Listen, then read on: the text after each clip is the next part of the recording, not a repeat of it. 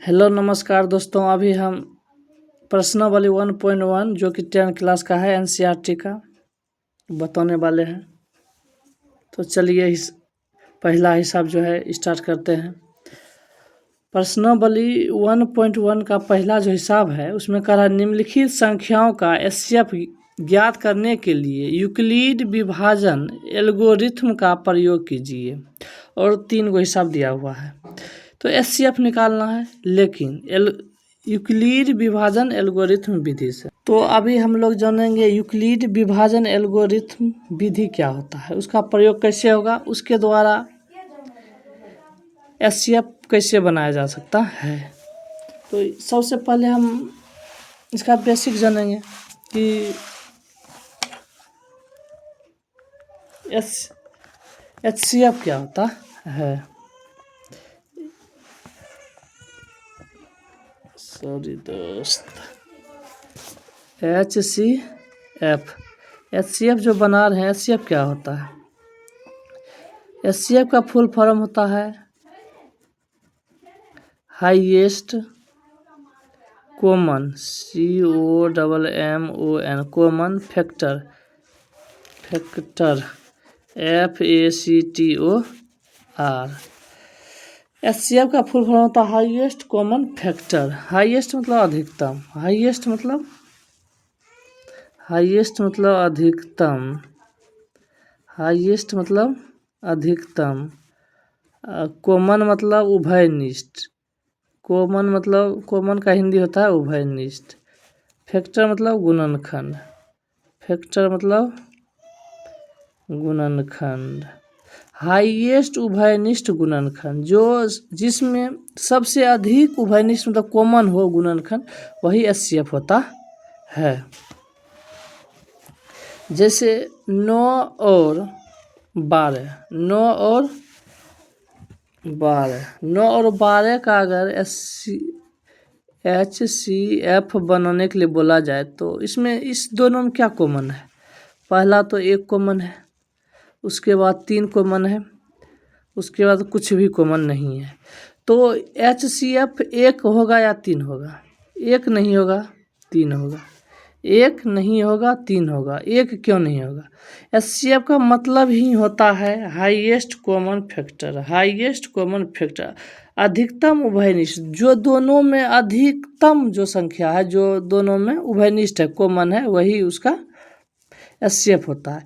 9 और 12 में 1 भी मिलता है और 3 भी मिलता है। चूँकि 3 हाईएस्ट है, 1 और 3 के अपेक्षा 3 हाईएस्ट है, तो इसीलिए इसका आंसर 3 होता है। यही एचसीएफ होता है।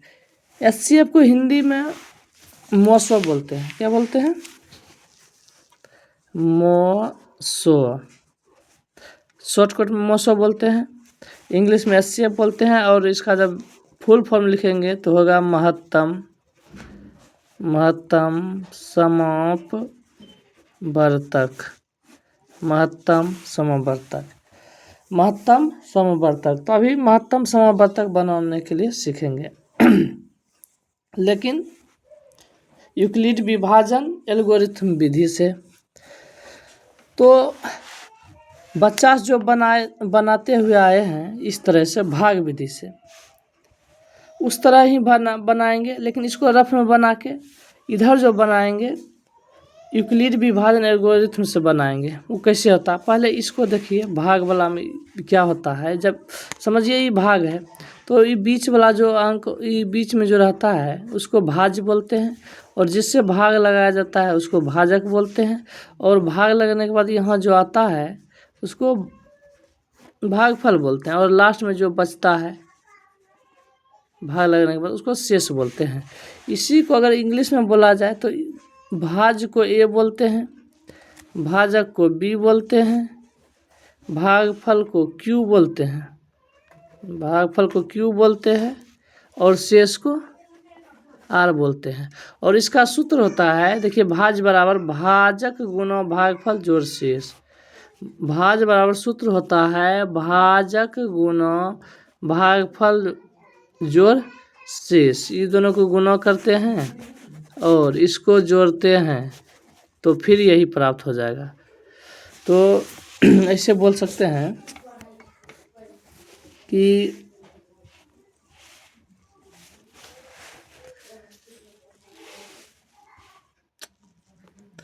भाज्य बराबर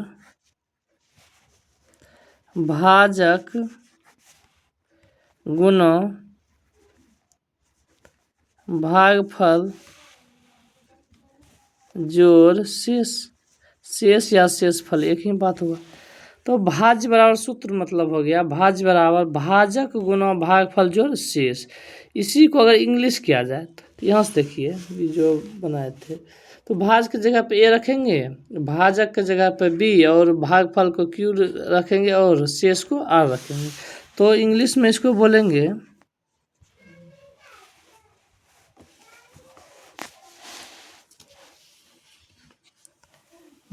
ए बराबर बी क्यू प्लस आर।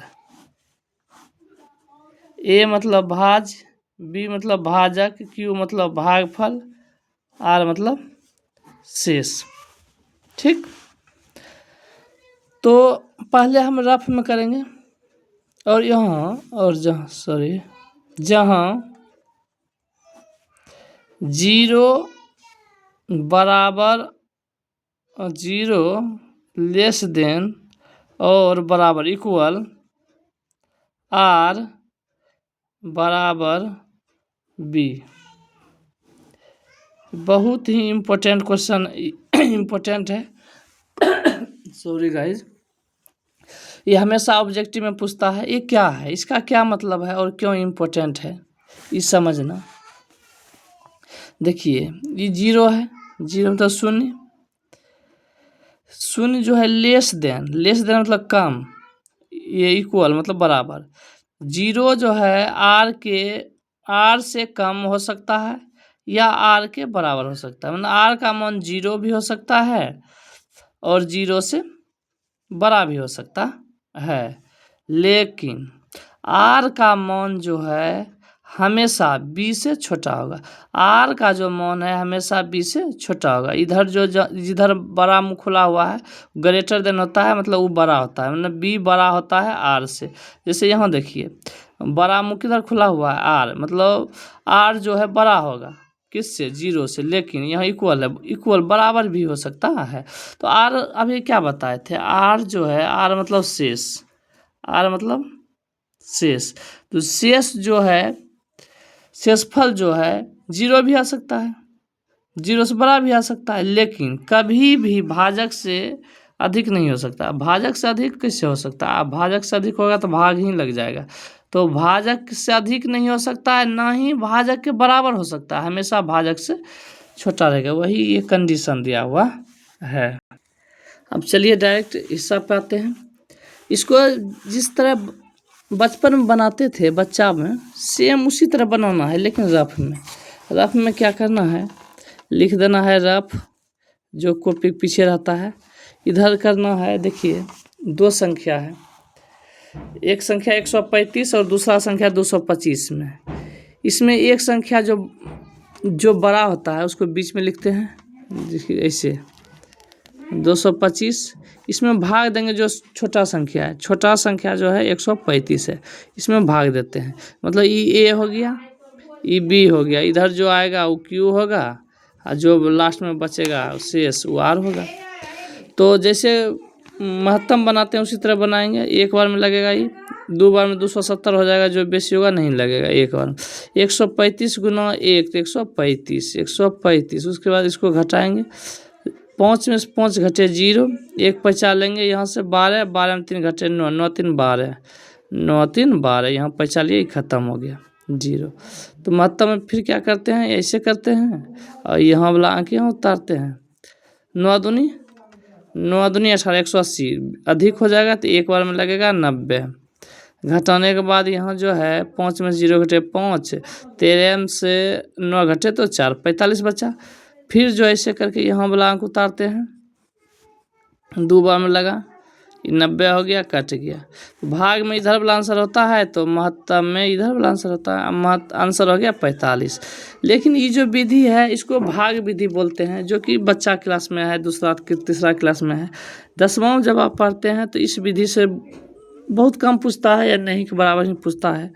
तो एल्गोरिथम विधि जो होता है, यूक्लिड विभाजन एल्गोरिथम विधि, उस विधि से बनाना है। उसमें और इसमें कोई अंतर नहीं, सेम इसी को उतारना है वहाँ सिर्फ। ठीक, तो इसमें क्या करना है, सिर्फ वही सूत्र जो होता है भाग वाला, ये a बराबर बी क्यू प्लस आर बैठाना है। इसमें a कौन है, जो बड़ा संख्या तो उसको a मानते हैं, तो a 225, तो 225 बराबर बी क्यू। जब 225 है इसके लिए बी कौन है, यहाँ 135, तो 135 यहाँ बी क्यू मतलब गुना, बी और क्यू के बीच गुना, तो बी का मान दिए, उसके बाद गुना क्यू। क्यू का मान कितना है, यहाँ देखिए क्यू का मान 1 है, तो 1 दिए, प्लस है तो प्लस। इसमें शेष कितना आया, देखिए 135 में 225 में भाग लगाए थे, 90 शेष आया था, 90 शेष आया था, तो यह 90 लिखेंगे। उसके बाद जो शेष बचता है उसको यहाँ लेकर आएंगे, क्योंकि जो शेष बचता है फिर उसी से भाग लगता है। सॉरी, जो पहला अंक होगा वो आएगा यहाँ एक स्थान पर 135। अब 135 जो है, देखिए इसको एक रूप में लिए हैं, तो एक रूप में यहाँ देखिए 135 को यहाँ एक रूप में लिए हैं, यहाँ से यहाँ ये तीनों लिखेंगे। 90 गुना 1 प्लस 45, फिर एक रूप में किसको लेंगे, ये जो पहला अंक है, पहला अंक जो है 90, पहला जो अंक है 90, उसको लेंगे यहाँ। 90 बराबर 90 एक रूप में लिए हैं, तो देखिए 90 एक रूप में यहाँ लिए हैं, तो यहाँ बी का स्थान पर 45 है, क्यू का स्थान पर 2 है, शेष 0 है, तो 45 गुना 2 जोड़ 0। इस तरह तब तक करना है जब लास्ट में जो है 0 बच जाए, जब तक कटता नहीं तब तक इसका आंसर नहीं होता है 0। जब यहाँ 0 आ गया, इसका जो पहला जो टर्म है वही आंसर होता है। तो अतः लिखना है, अतः 135 और 225 का HCF यानी मौसो बराबर 45, यही आंसर हो गया। अब देखिए 2 नंबर क्वेश्चन में है 196 और 38,220, तो फिर वही प्रोसेस करना है, वही प्रक्रिया करना है, इसमें कुछ अलग होने वाला नहीं है। इसे खींचे,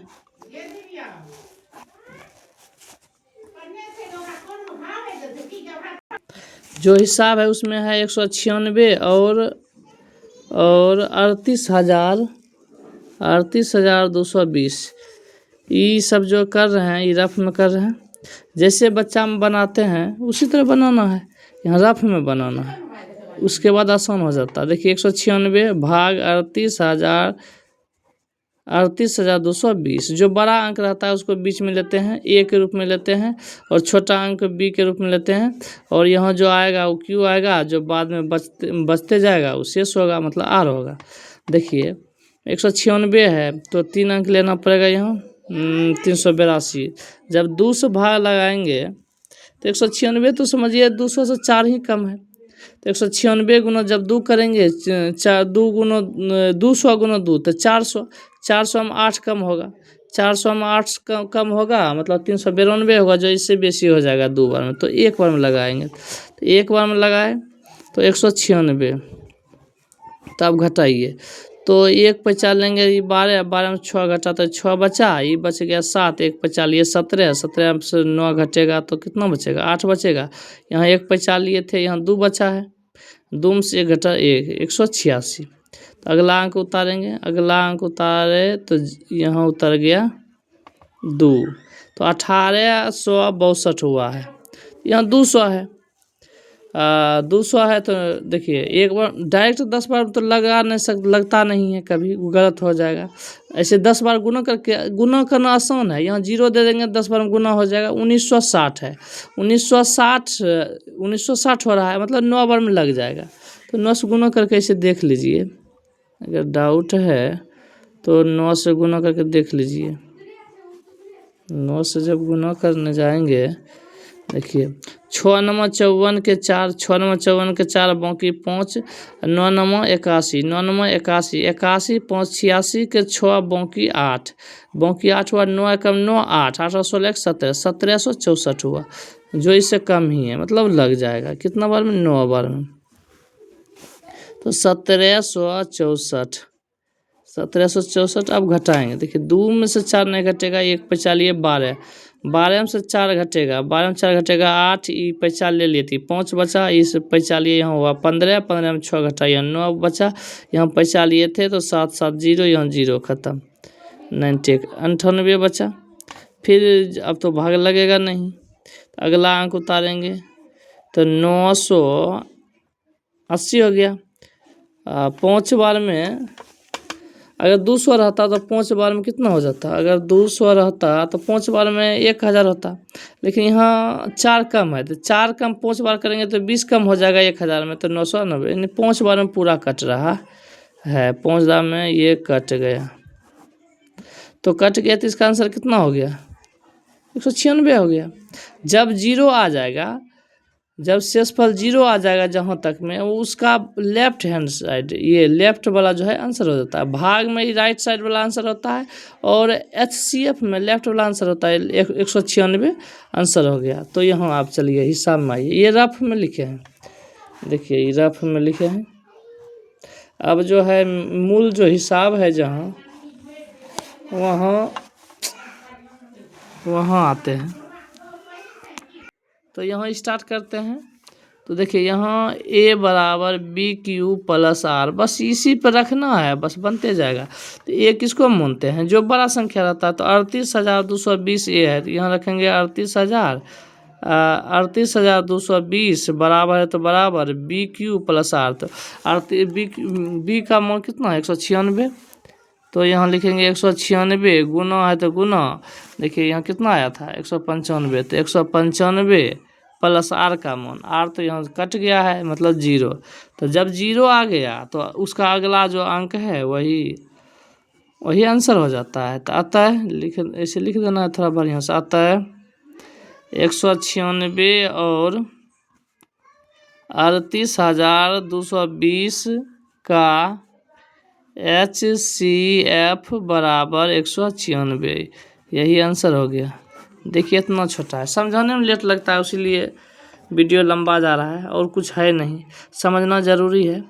ठीक, अब चलिए अगला क्वेश्चन जो है 3 नंबर का क्वेश्चन, जो मतलब 1 का 3 है, यहाँ 1 का 2 है। अब जो है हम लोग बनाएंगे 1 का 3, 1 का 3। 1 का 3 में क्या है? देखिए 1 का 3 में क्या है? 867 और 255 का जो बनाना है, तो फिर वही करना है सेम, ऐसे किए, छोटा वाला अंक से भाग दिए, बड़ा वाला अंक को बीच में लिखना है। 867 है तो 867, 255 का मतलब होता है 800 से 5 बेसी है, तो गुना करने में इससे आसान रहता है। तो 255 गुना मतलब 250 गुना 4 करेंगे, कितना हो जाएगा? 1000 होगा। 250 गुना, आप फिर मतलब 4 दाम बेसी हो रहा, तो 3 बार में देखते हैं। तो 255 गुना 3, 5 या 15 5 बाकी 1, 5 या 15 116 6 बाकी 1, 3 दूनी 6 1 7, 765, मतलब लग जाएगा। यहाँ 867, यहाँ 765 ही आया, 4 दाम तो बेसी हो रहा था, तो 3 बार में लगाएंगे। तो 5 या 15 के 5 बाकी 1, अरे यार फिर गुना क्यों कर रहे हैं? गुना कर दिए हैं, सॉरी गाइस। हाँ, तो अब घटाएंगे। 7 में से 5 घटेगा तो 2, 6 में 6 घटेगा 0, 8 में से 7 घटेगा 1, ठीक है। उसके बाद जब यहाँ बच्चा तो फिर ऐसे घेरेंगे, इसको उतारेंगे 255, तो 2 बार में लगेगा 2 दाम 204, 3 दाम तो 306 हो जाएगा, अधिक हो जाएगा 2 बार में। तो 4 0 ये 2 उसके बाद घटाएंगे 5 में 4 घटे 1, 5 में 4 घटे 1, 5 में 0 घटे 5 और 2 में 2 घटे 0 या कट्टी 0 तो 51 हुआ। फिर ऐसे करेंगे, इसके बाद यहाँ जो अंक है यहाँ उतारेंगे 102, 51 गुना 2 102 होता है, तो 0 हो गया, तो आंसर कितना हो गया 51। बस इसी को सजाना है। तो पहला में ई लिखेंगे, ई दोनों गुना में लिखेंगे, इसको जोड़ेंगे, दूसरा में ई लिखेंगे, ई दोनों गुना करेंगे, इसको जोड़ेंगे, तीसरा में ई दोनों गुना करेंगे, इसको जोड़ेंगे, लास्ट में ये आंसर हो जाएगा। बस इसी को सजाना है सिर्फ, जिस तरह बच्चा में बनाते थे सेम वैसा ही बना के बस सजा देना है, बस हो गया। यूक्लिड विभाजन एल्गोरिथम नाम दे दिया और इसमें कुछ भी नहीं है। चलिए इधर देखिए, तो लिख लेना है ए बराबर बी क्यू प्लस आर। ए किसको मानते हैं, जो बड़ा संख्या है। बड़ा संख्या यहाँ कौन है 867 बराबर 867 भाग देने के बाद देखो कितना आया था, ये 255 गुना 3। तो पहले लिखेंगे 255 गुना 3 प्लस शेष क्या आया था 102, तो 102 लिखेंगे। फिर क्या करते हैं, जो पहला अंक रहता है पहला इसमें उसको ए मानते हैं 255 बराबर। देखिए आप 255 ए माने हैं तो मतलब बीच में आना चाहिए। अब ये वाला टर्म देखिए, ऊपर वाला छोड़िए, ये और ये देखिए 102 गुना 2 102 गुना 2 प्लस 51, तो 102 गुना 2 प्लस 51, ठीक। अब उसके बाद तीसरा हम क्या करते हैं, इसका जो पहला है उसको ए मानते हैं 102, तो बराबर 102 में देखिए यहाँ क्या हुआ है, जब 102 को एक रूप में लिए हैं तो बी है 51, क्यू 2 है, ये 0 आर, तो यहाँ लिखेंगे 51 गुना 2 प्लस 0। जब यहाँ 0 आ जाएगा लास्ट में तो उसका जो पहला अंक रहेगा पहला वही आंसर हो जाता है। तो लिखना है अतः 867 और 255 का HCF बराबर 51। बस आंसर हो गया यही। देखिए एक बार ये पूरा देख लीजिए, इतना ही छोटा में बन गया, लेकिन समझाने में थोड़ा टाइम लगता है। चलिए अब दूसरा सवाल में चलते हैं। दूसरा सवाल में क्या है, दर्शाइए कि कोई भी धनात्मक विषम पूर्णांक 6q + 1 या 6q + 3 या 6q + 5 के रूप का होता है जहां q कोई पूर्णांक है। ये साबित करना, दर्शाइए मतलब प्रूव कीजिए। तो आइए प्रूव करते हैं। देखिए क्वेश्चन जो है कॉपी पर भी हम उतार लिए हैं, आपको किताब पर भी दिखा दिए। किताब वाला इसलिए दिखाते हैं कि राइटिंग मेरा ठीक नहीं है, हो सकता है आपको उतना अच्छा से समझ नहीं आए, इसीलिए, और कोई बात नहीं है। दर्शाइए कि कोई भी धनात्मक विषम पूर्णांक 6q + 1 या 6q + 3 या 6q + 5 के रूप का होता है जहां q कोई पूर्णांक है। देखिए इधर रफ करते हैं। रफ में देखिए क्या है, 3 चीज़ वो समझिए, समझाने के लिए रफ कर रहे हैं, रफ का कोई ज़रूरत था नहीं यहाँ। ये 6 है, 6q + 1 कोमा 6q + 3 6q + 5 का रूप का होता है, ये दर्शाना है। देखिए q जो है, q किस सूत्र में आता है, ऐसा कुछ इस फॉर्मेट में कौन सूत्र आता है जिसमें किसी के साथ जो है q गुना में आता है, उसके बाद प्लस में कुछ संख्या रहता है। देखिए इस रूप में, इस सूत्र में होता है a बराबर BQ + R। देखिए अभी तुरंत जो लिखाए थे, भाज बराबर भाजक गुना भागफल जोड़ शेष, इस सूत्र में आता है। देखिए इसमें भी q है, देखिए यहाँ भी q है, b के जगह पे यहाँ 6 है, r के जगह पे 1 है, r के जगह पे 3 है, r के जगह पे 5 है, सेम इस सूत्र पे है। तो इसी सूत्र पे है, तो इसी के आधार पे मान के हमको जो है साबित करना है। तो इस रूप में है, देखिए बी है, ये 6 के जगह पे क्यू के जगह पे क्यू है, और आर के जगह पे इसमें 1 है, इसमें 3 है, इसमें 5 है। तो इधर वाला दिया हुआ है, तो इधर पूरा दिया हुआ है, तो ए के बराबर होता है तो हम ए मानेंगे। क्या मानेंगे? ए किसको मानेंगे? जो चीज़ पूछ रहा है, जो साबित करना है उसको ए मानेंगे। तो आइए क्या साबित करना है उसके अकॉर्डिंग मानते हैं। तो यहाँ पूछ रहा है कि दर्शाइए कि कोई भी धनात्मक विषम पूर्णांक, कोई भी धनात्मक विषम पूर्णांक इतना रूप का होता है। धनात्मक विषम पूर्णांक तो मानना है धनात्मक विषम पूर्णांक, यहाँ लिखेंगे हल, उसके बाद ऐसे करेंगे और स्टार्ट करेंगे कि माना कि धनात्मक विषम पूर्णांक, धनात्मक विषम पूर्णांक बराबर ए। तो मान लिए धनात्मक विषम पूर्णांक बराबर ए। क्यों माने? यहाँ हम बता चुके हैं, क्योंकि इस फॉर्मेट में था, इधर पूरा दिया हुआ था, तो इधर ए माने। ठीक, अब देखिए जब ए माने हैं, देखिए यहाँ ये बी है, बी की जगह क्या है? हर जगह 6 है, तो बी की जगह 6 स्वयं हो जाएगा ऐसे ही, बी बराबर 6। तब आर बराबर 0 1 2 3 4 5 और 6 नहीं हो सकता है। क्यों नहीं होगा? देखिए अभी तुरंत बताए थे, R less than and equal, अरे ये क्या हो गया, 0 less than and equal R greater than B. इसका मतलब होता है आर जो है, आर मतलब शेषफल जो है 0 के बराबर हो सकता है, 0 से बड़ा हो सकता है, लेकिन कभी भी बी से बड़ा नहीं हो सकता है। बी मतलब भाजक से बड़ा नहीं हो सकता है। जैसे यहाँ भाग हम लगा रहे हैं कोई संख्या में, तो इसका जो बी, ये शेष जो है, आर मतलब शेष जो है इससे अधिक नहीं होगा। इससे अधिक होगा तो भागे लग जाएगा, हिसाबे गलत हो जाएगा। इससे अधिक अगर शेष बच गया, शेष जब भी आएगा 5 से कम ही आएगा। यही चीज़ यहाँ कंडीशन है। उसीलिए यहाँ जो है, जब बी का मान 6 दिया हुआ है, जब 6 दिया हुआ है बी का मान, तो आर का संभव मान क्या हो सकता है? एक अंदाज के तौर पे कभी 0 आ सकता है, 1 आ सकता है, 2 3 4 5 आ सकता है। यही संभव मान है, यही 3 2 3 3 6 गो संभव मान है। ये छोड़ा कुछ विशेष नहीं आ सकता है। 6 से कम आएगा तो 0 से 5 तक आएगा। चलिए तो आगे,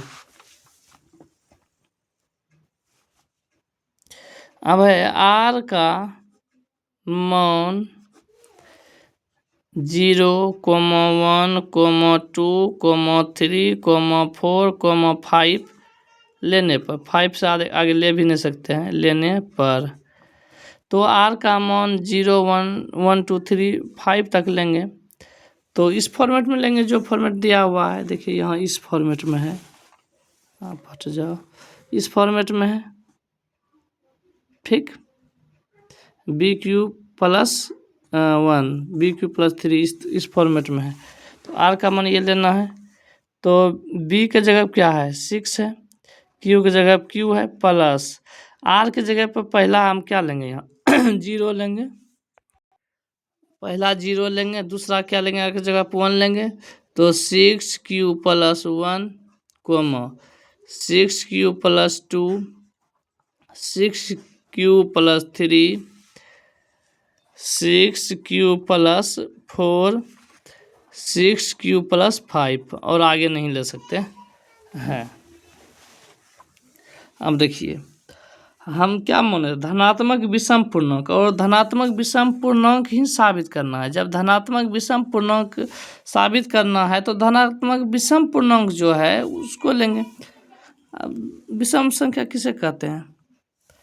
जो संख्या जो है 5 से भाग, जिसमें 2 से भाग नहीं लगता है, उसे विषम संख्या कहते हैं। देखिए तो ये है विषम संख्या, ये है विषम संख्या और ये विषम संख्या, और ये तीनों को नहीं ले सकते हैं क्योंकि ये विषम संख्या नहीं है। तो लिखेंगे यहाँ से, अतः 6q+1, 6q+3, 6q+5 जो 5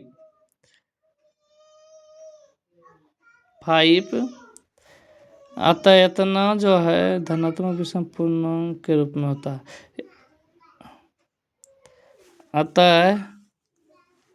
अतः कोई विषम अतः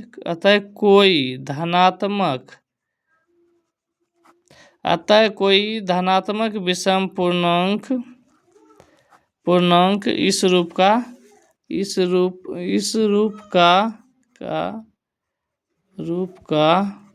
होता है। प्रूव्ड हो गया। यहाँ कंफ्यूज मत होइएगा, पहले ही ये लिख दिए उसीलिए, जबकि पहले नहीं लिखना चाहिए था, पहले यहाँ लिखना था। अतः कोई धनात्मक विषम पूर्णांक 6q+1, 6q+3, 6q+5 के रूप का होता है, तो प्रूव्ड हो गया। और जो है 2 सवाल इसमें बचा हुआ है, 2 सवाल दूसरा पार्ट 2 में आएगा। Thank you. आप लोग थोड़ा सा सपोर्ट कीजिए, शेयर कीजिए, लाइक कीजिए, कमेंट कीजिए, इससे हम उत्साहित तो होते हैं। तो और भी कुछ पूरा हम चाहते हैं पूरा बुक बनाएं, लेकिन थोड़ा उतना रिस्पांस मिलना चाहिए जिसमें कि आगे का वीडियो बना सकें।